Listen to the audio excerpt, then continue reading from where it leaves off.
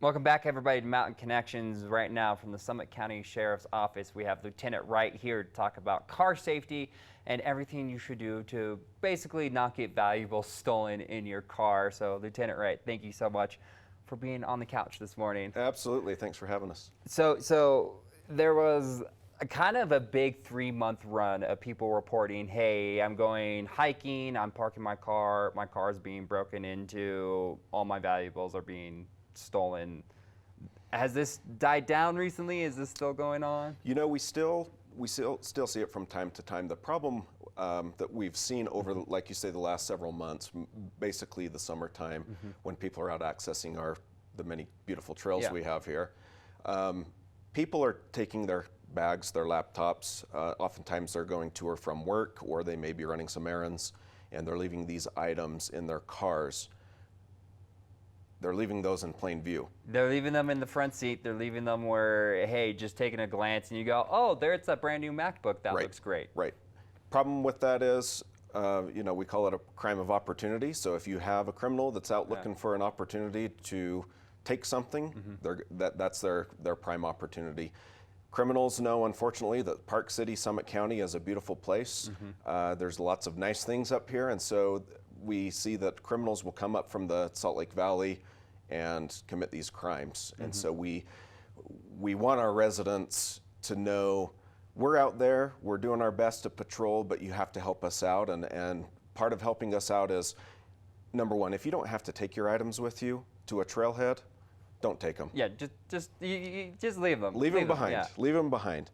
If you do take them, don't leave them in plain sight. Put them in your trunk. Put them under your seat.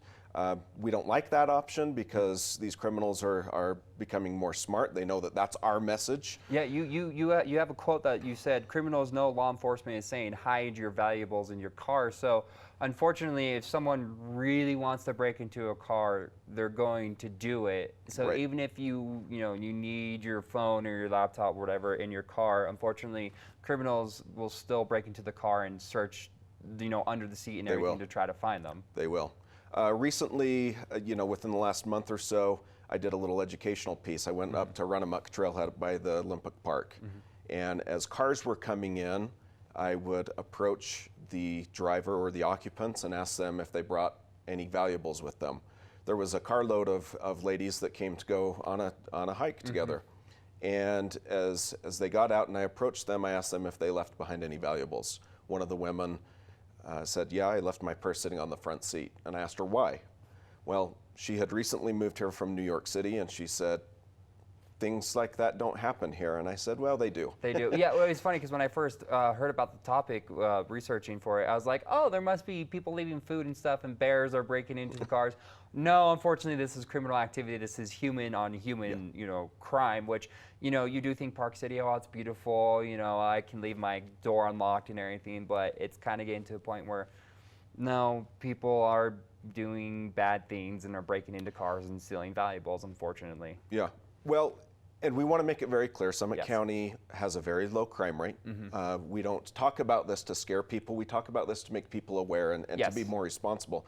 Another thing that we have seen is our deputies are out patrolling neighborhoods. They'll see garage doors open. And oftentimes people will leave keys in the ignition. They'll leave, again, valuables in the car. And these criminals will either break in and sometimes steal these cars. If you leave it out in the driveway, out on the street, which it happens a lot, don't leave your valuables out. Lock the car. There's that saying that the locks keep the honest people out. That is true. But when you are leaving those types of items behind, and especially leaving your vehicles unlocked, I mean, goodness, you're just setting yourself up. You're setting yourself up to have your valuables taken. Quickly, let's talk about another topic. School is in session. It is. Driving in session. You guys are getting lots of complaints about drivers around schools. People slow down when driving in school areas. Yeah, so we all know up here in Summit County, there's not a lot of sidewalks in these neighborhoods. Children are riding bikes, they're walking to and from school. We've got some of these schools like Trailside Elementary, Parley's Park Elementary, they're actually in neighborhoods.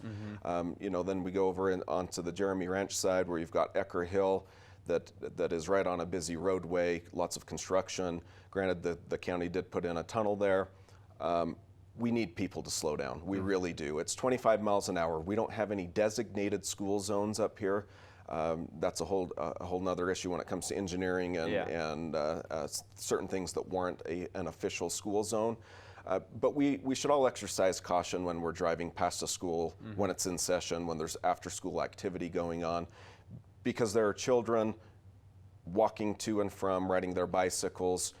You know, oftentimes they're excited going to or from. They may not be paying attention. Right.